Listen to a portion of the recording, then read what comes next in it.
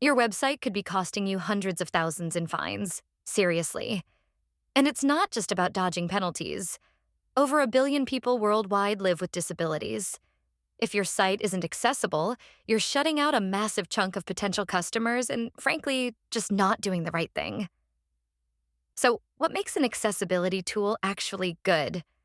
Forget flashy demos.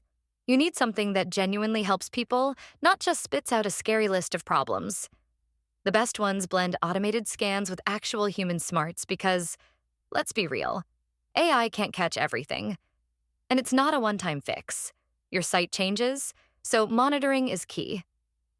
Think about tools like UserWay, which gives visitors control with a simple widget for things like text size and contrast. Then there's AccessiBe, going hard on AI to automate fixes super fast. If you want a mix, EqualWeb combines AI with human experts.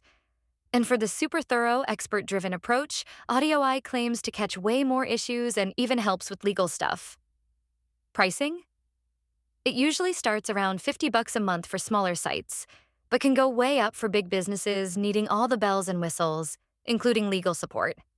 Free tools can give you a peek, but paid solutions offer real fixes, ongoing monitoring, and that crucial legal backup.